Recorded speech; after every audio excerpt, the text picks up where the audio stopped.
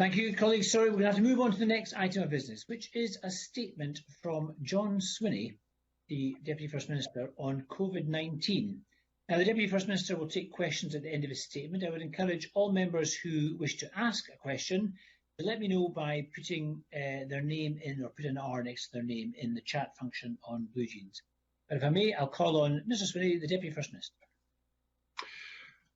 Presiding Officer, I would like to update Parliament on the current position in relation to the COVID pandemic.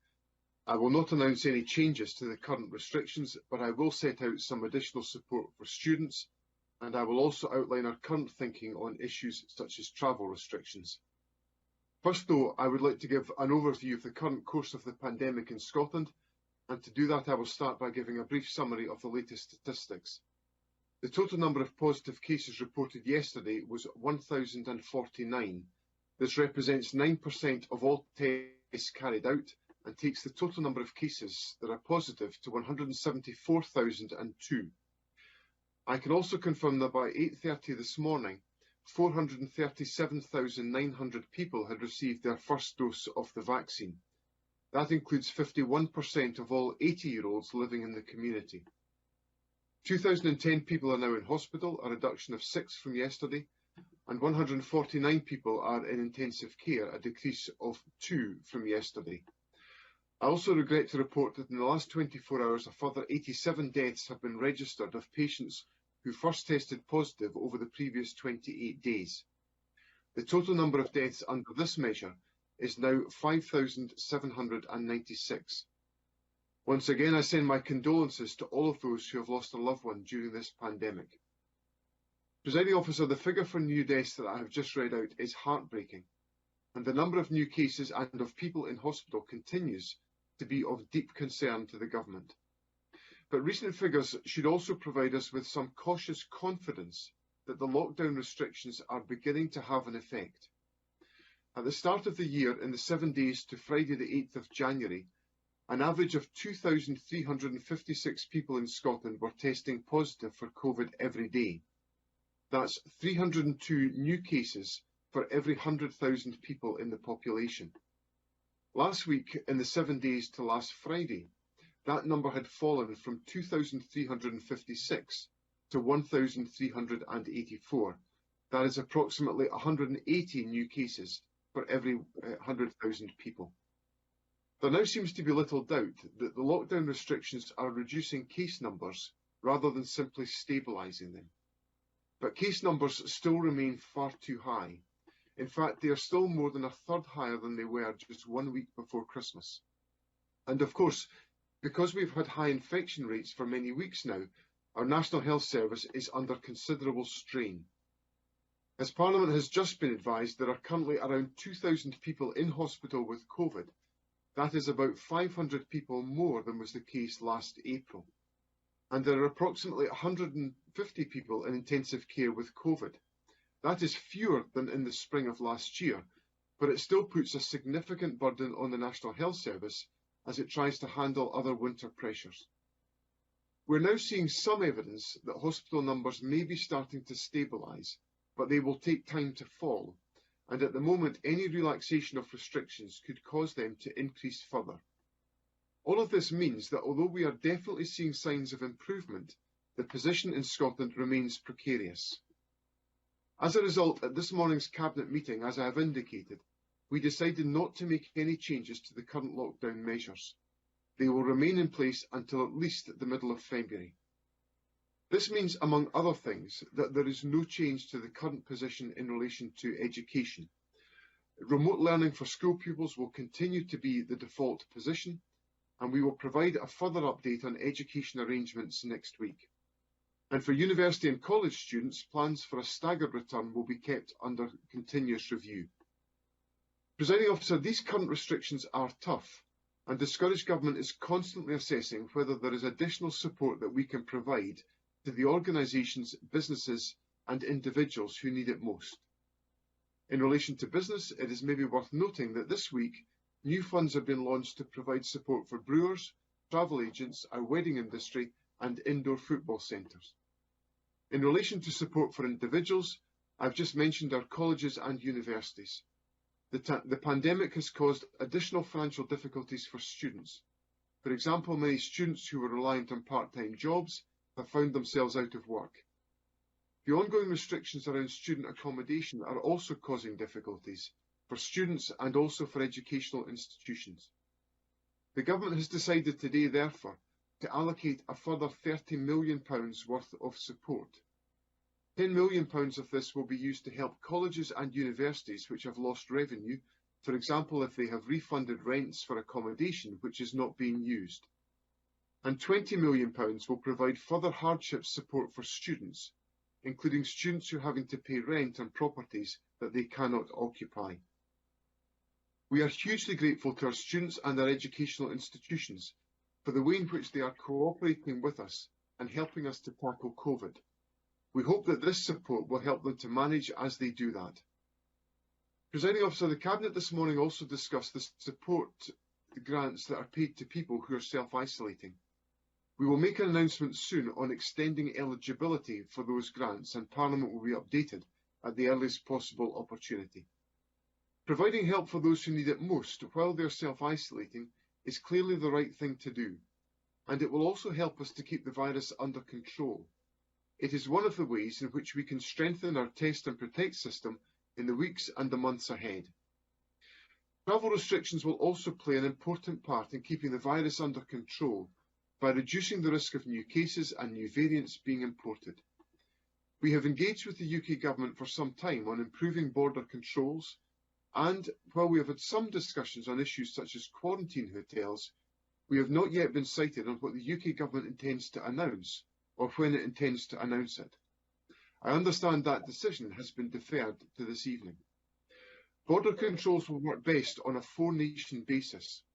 Otherwise, for example, if Scotland establishes a supervised quarantine regime and England does not, that could be problematic if unrestricted travel between Scotland and England resumes.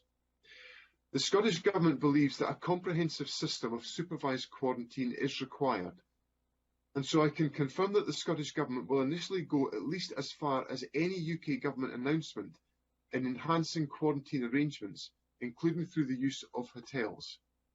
However, if these UK restrictions are at a minimal level, we will look at other controls we can announce, including additional supervised quarantine measures that can further protect us from importation of the virus, and we will set those out next week. Any additional travel restrictions will, of course, create further difficulties for our aviation industry, and we believe that the UK Government should provide support which recognises that. Any support for the aviation sector, which the UK Government does provide, will be passed on to the sector in Scotland through consequential funding. Presiding Officer, in addition to travel restrictions and test and protect, our vaccination programme will also play an increasingly vital role in keeping the virus under control.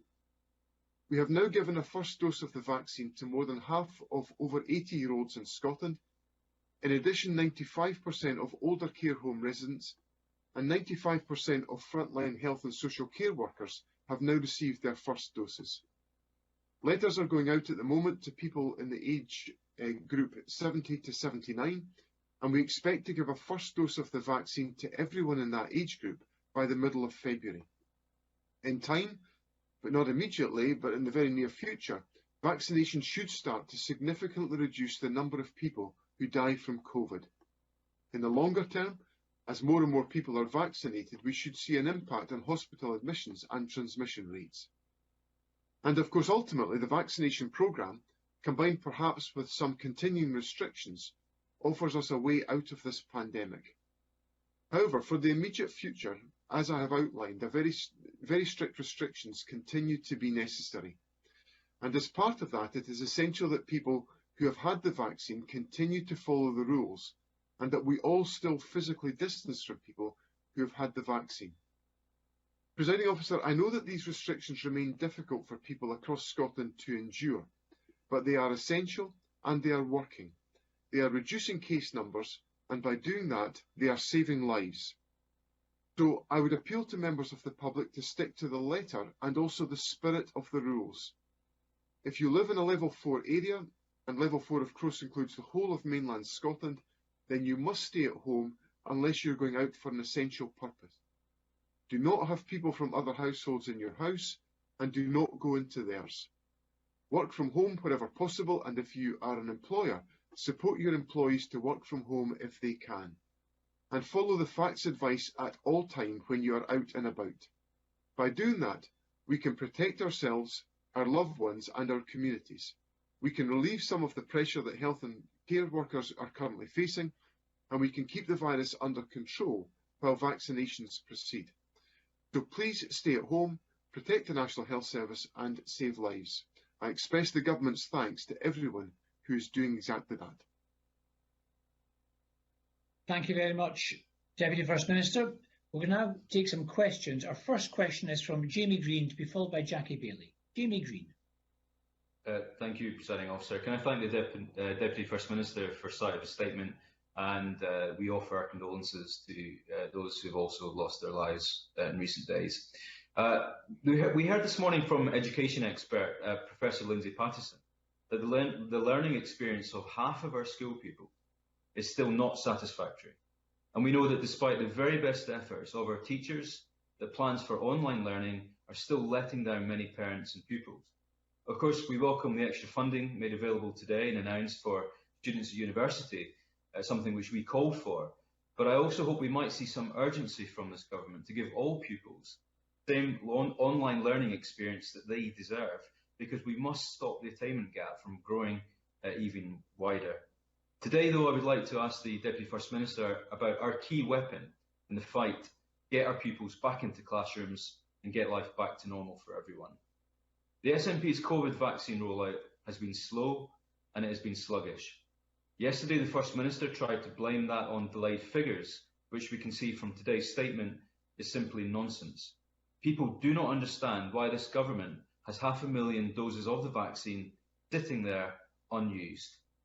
Now, the SNP's own vaccination plan says that those doses are available for, I quote, next day delivery. But we know that vaccines are just not getting out to GPs quickly enough. The BMA Scotland's Dr. Andrew Bew said this morning that reaching the target of vaccinating all over 70 by the middle of February is going to be a big ask. And we've had many reports today from over 70s right across the country having to travel miles from their GP to get the vaccine. This is the postcode lottery we've been warning about for months. So let me ask Deputy First Minister, we must end this vaccine postcode lottery. Will he now commit to publishing each individual health board's vaccination plans so the public know exactly what is going on right across Scotland? And in light of the BMA Scotland's concerns today, is he fully confident that the target to vaccinate all over 70s and the clinically vulnerable by the middle of February will still be achieved? Or has that now slipped, just as the target to vaccinate the over 80s did? And finally, can the Deputy First Minister please explain to everyone who cannot understand what the hold-up is, why are 500,000 doses of this vaccine not getting out faster to our GPs and into people's arms? Deputy First Minister. Officer, there's a vast amount in that question, so if you'll bear with me, I will walk my way through all of the different topics. First of all, in relation to education, I listened to Professor Lindsay Pattison on the radio, and I was encouraged to hear him say that there had been significant strengthening of the delivery of education in the delivery of remote learning in January of this year, which I think is a fair reflection of the superb efforts been made by our teaching profession. Education Scotland have already published the first of the thematic reviews of the approach been taken by local authorities. I think that presents encouraging news about the way in which education is being delivered to children and young people around the country, and our educators are doing everything they possibly can do to make sure that the needs of children and young people in their own classrooms are adequately met by the delivery of education. So I think there is huge progress being made, and that is making an impact on the education of children and young people around the country. Secondly, to move on to the issues around the vaccine, I've rehearsed this issue before, as other ministers have. There are not 500,000 doses of the vaccine in our hands in Scotland able to be used at this present moment.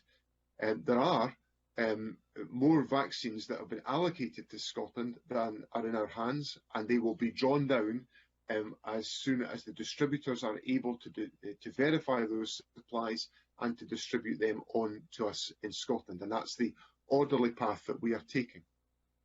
We are on course to complete the vaccination of all over 80-year-olds by the end of the first week in February. And the progress that has been made reaffirms that pattern of delivery.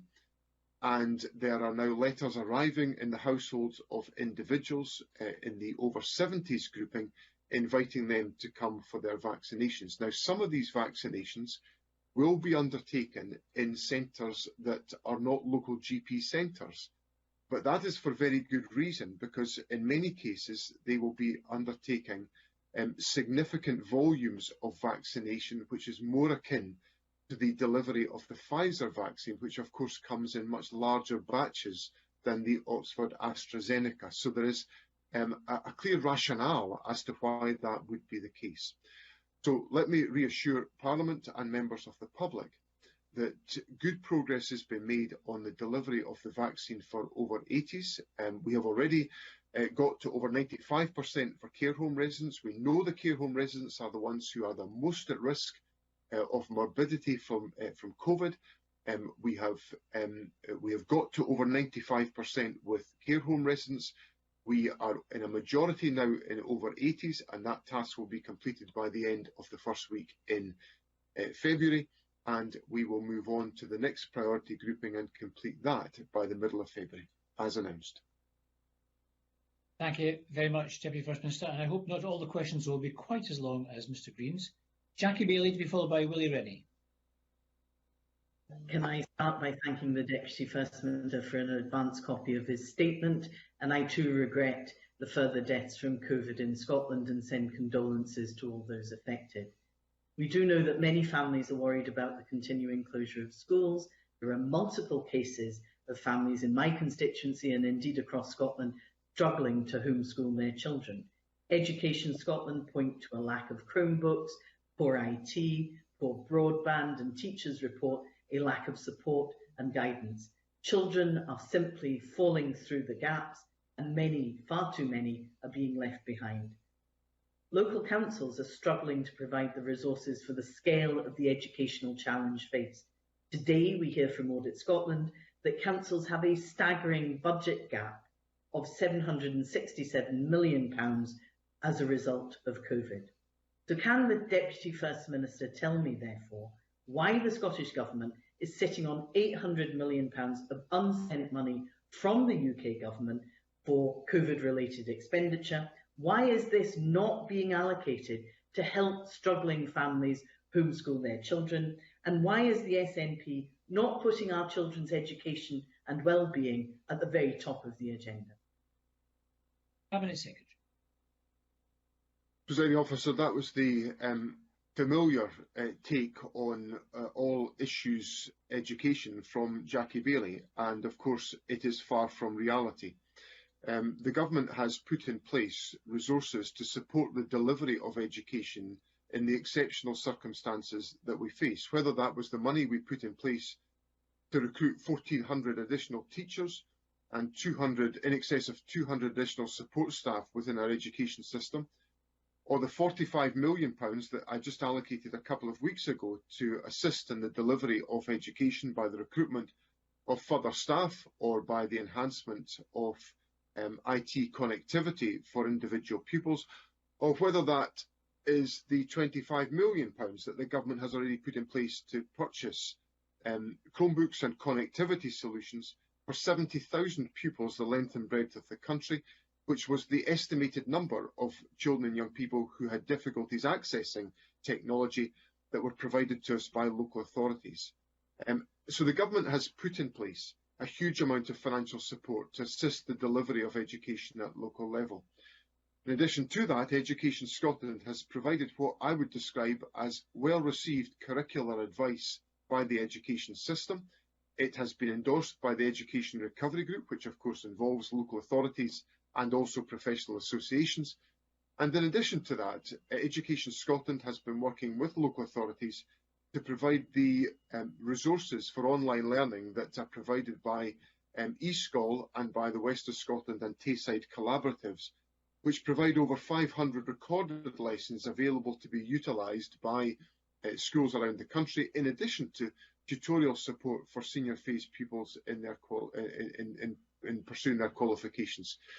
So there is a huge amount of, I think, very welcome support that's available to educators around the country. We will continue to enhance that as each week goes by, but I want to conclude my answer by thanking members of the teaching profession for the extraordinary efforts they have gone to make sure that young people are well supported by remote learning in the current difficult circumstances that we face.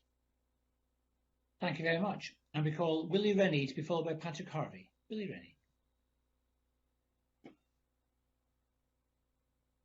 Back at the beginning of the vaccine programme, but the explanations simply don't add up anymore. Scotland is around 140,000 vaccines behind where we should be compared with the equivalent in England. The programme in England is getting faster, in Scotland it's getting slower. It may take more time to vaccinate care home residents, but that should not hold back the rest of the rollout of the vaccine. Now, I listened carefully to his earlier answer, but is the Deputy First Minister really denying he has any vaccines in storage that could be with GPs? Deputy First Minister. Well, there are obviously vaccines that are being distributed to general practitioners at the present moment, and there will be supplies available in GP practices because, quite clearly, if a GP is going to give a commitment to vaccinate an individual in several days' time, they have to be confident about the supplies that they have got. So a vaccination that may be undertaken, let's say, for example, on Friday, the GP will have to be confident that they have got a supply in store to enable that to be the case. So we are, of course, distributing supplies to general practitioners, and those supplies are being distributed on a constant basis.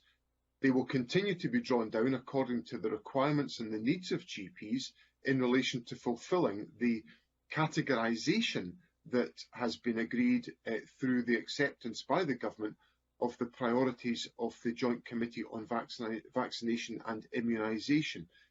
So we are drawing down the vaccine to enable us to fulfil the commitments we have given in those priority groupings and within the timescales that are set out. But I think it's a pretty understandable and simple point that GPs will have to be assured when they are giving commitments to members of the public that vaccinations will take place, that they actually have the supplies available to them to enable them to undertake those tasks. And that is, of course, what general practitioners and what the health system are focused on making sure is the case. Thank you. Patrick Harvey to be followed by Stuart McMillan. Thank you, Presiding Officer, and I'm grateful for the advance copy of the statement. I welcome the fact that there is progress toward a quarantine policy for new international arrivals, and in particular the use of quarantine hotels. This has been successful in many other countries. Will the availability of hotel capacity place a limit on the number of daily arrivals to ensure that we don't have people arriving and know where to send them to if they're required quarantine?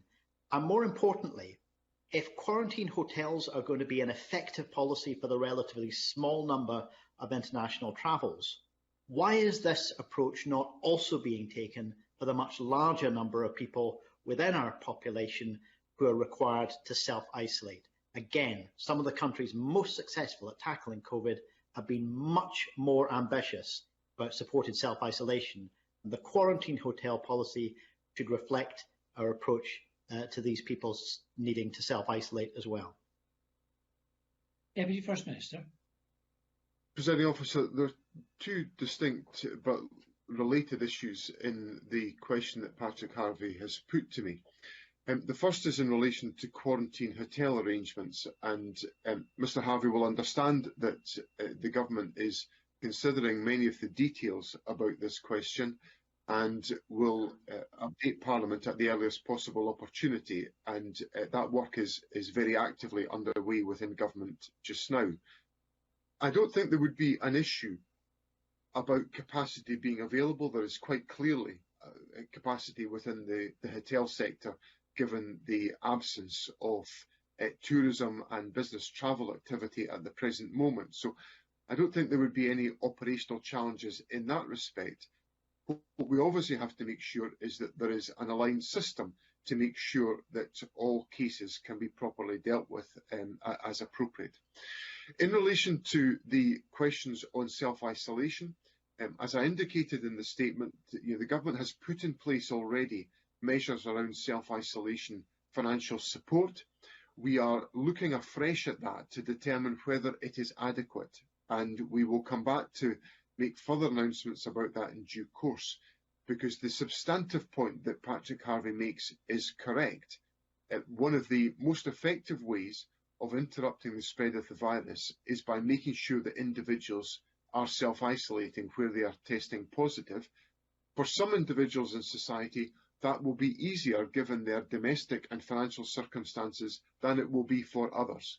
And we have to respectfully approach that issue, and that is exactly what work the government is looking at the present moment, determine what is the appropriate level of support to enable that to be the case. Thank you. Now, all the parties have had a long opening question, so hopefully we'll make progress through the other questions. Stuart McMillan to be followed by Brian Whittle. Stuart McMillan. Thank you, Presiding Officer.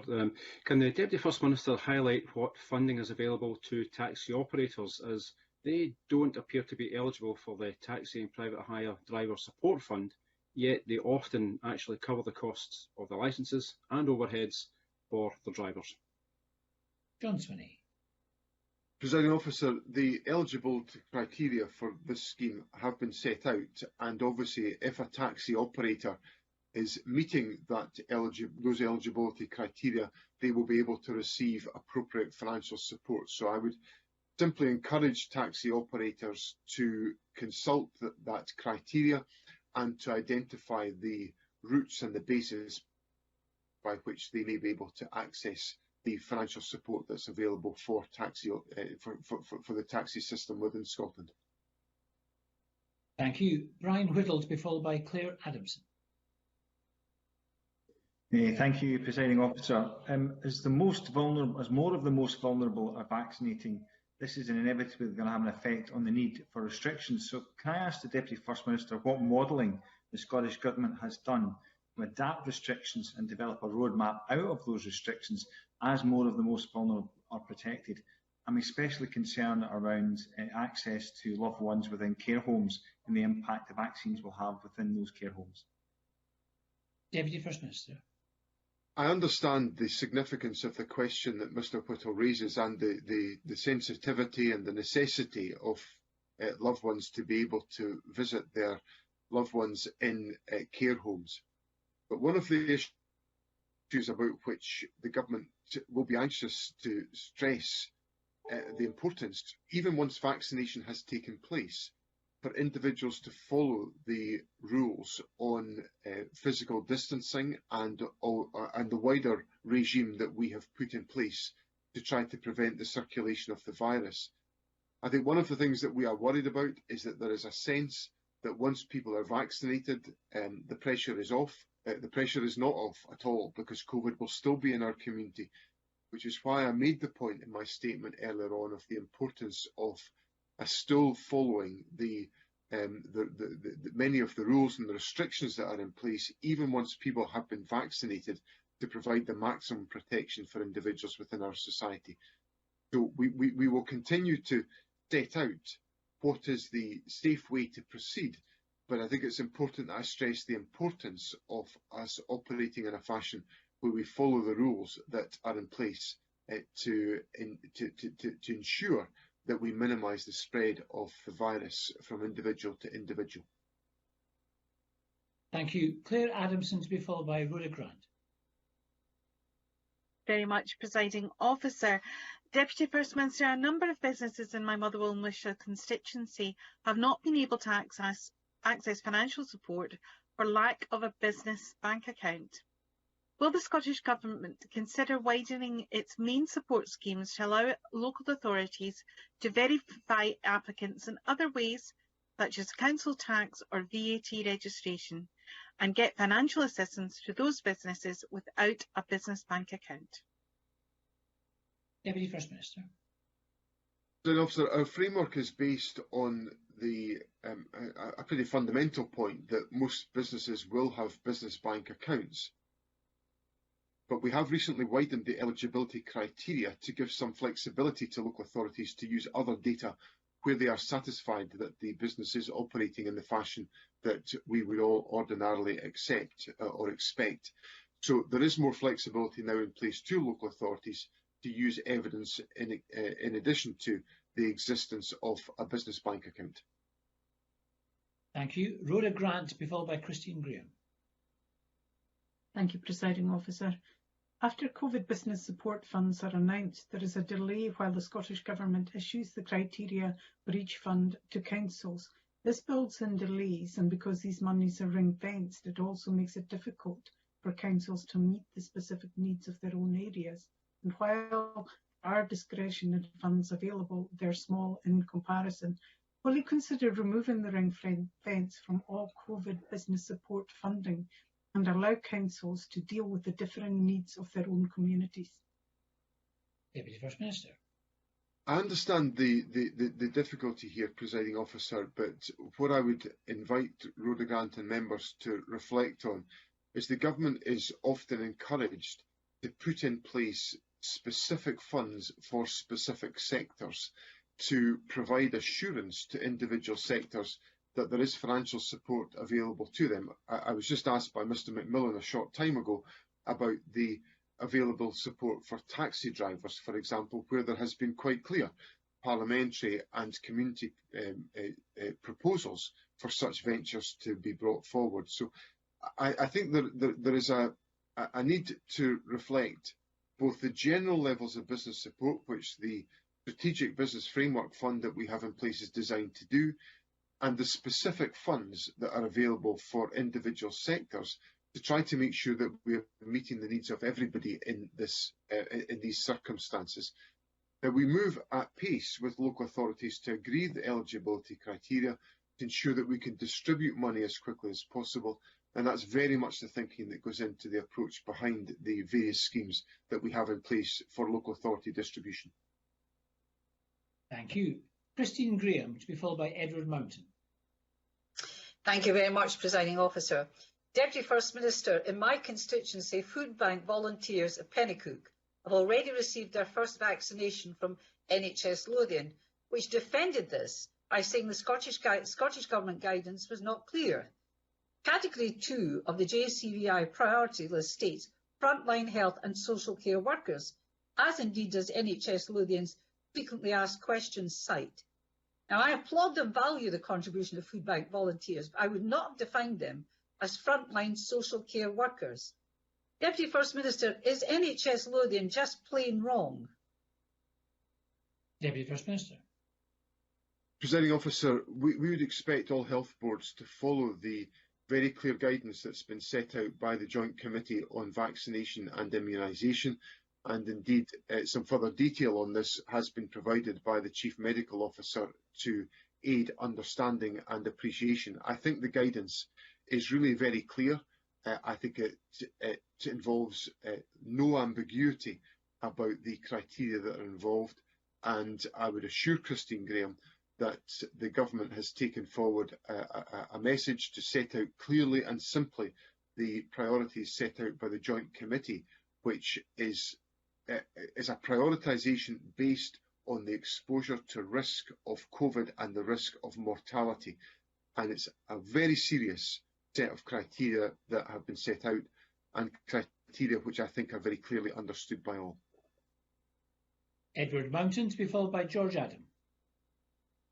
Thank you, Presiding Officer. Deputy First Minister, in the remote Highland communities, vaccination of the 80+ group is patchy.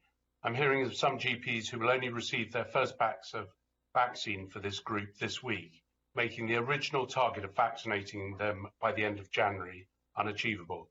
Can you confirm that the revised target for completing the vaccination of the 80+ group of the 6th of February will indeed be met by the Highlands and Islands?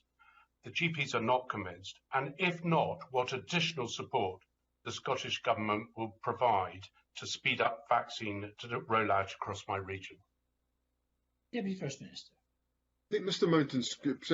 Mountain's question, I think it's into some of the detail that I was rehearsing with Jamie Green earlier on, that obviously when we get to some of the more remote communities that will be part of the Highlands and Islands area, there will be challenges because of quite literally the batch sizes that the vaccine will come in. The batch size for the Oxford AstraZeneca vaccine is 80 or 100. The Pfizer vaccine, if my memory serves me right, is much closer to 1,000. So obviously there are constraints about the opportunities to utilise the different versions of the vaccine in different parts of the community. What I can assure Mr. Mountain about is that very good progress is being made by NHS Highland in the distribution of the vaccine, and we are confident that the targets that we have set of completing this exercise by the end of the first week in February for over 80s will be met. The supplies, we believe, are available to ensure that is the case, and I know that general practitioners are wholly committed to ensuring that this can be done within the timescale that has been set out. Thank you. George Adams to be followed by Jenny Mara.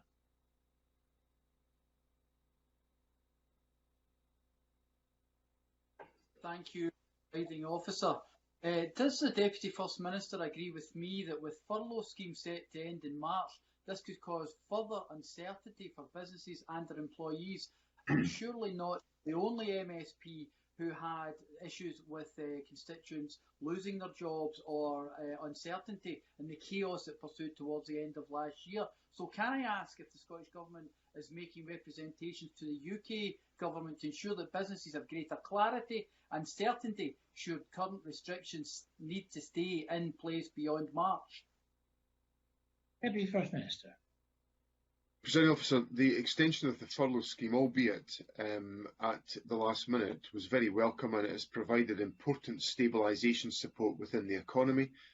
We believe there is a strong argument for it to be maintained, and we are making those representations to the United Kingdom Government, and we hope that the UK Government will recognise the gravity of the economic challenge that we face merits the continuation of the furlough scheme for a continued period. And Jenny Mara to be followed by Richard Loyal.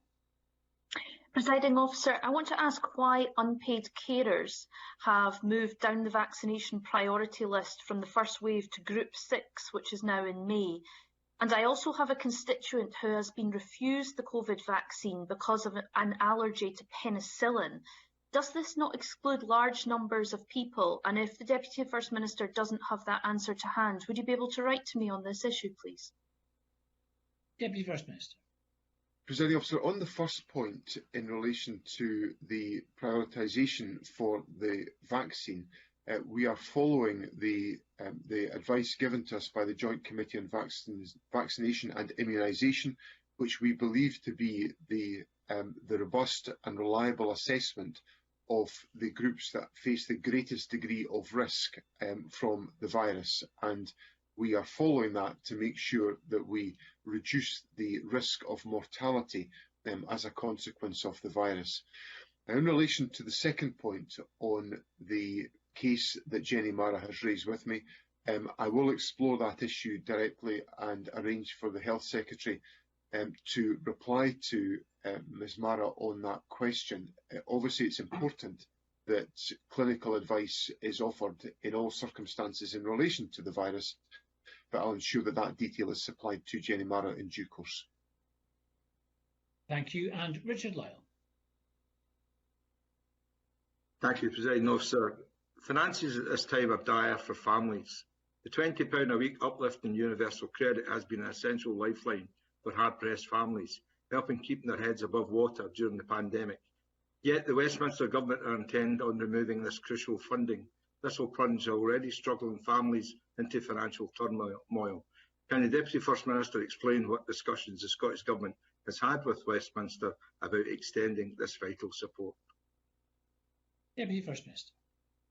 Presiding Officer, Mr Lyle is absolutely correct that this is an important, critical lifeline support for individuals within our society. The government has written on 4 occasions to the United Kingdom government to press for such an uplift. It's obviously a very live issue within the UK government and within the UK Parliament, and we will continue to add our voices to the necessary and legitimate argument to ensure that that uplift is paid and vital support is made available to members of the public within our society. Thank you very much, Deputy First Minister and colleagues. We're going to have to conclude that item there. Apologies to Pauline McNeill, who's still waiting to ask a question.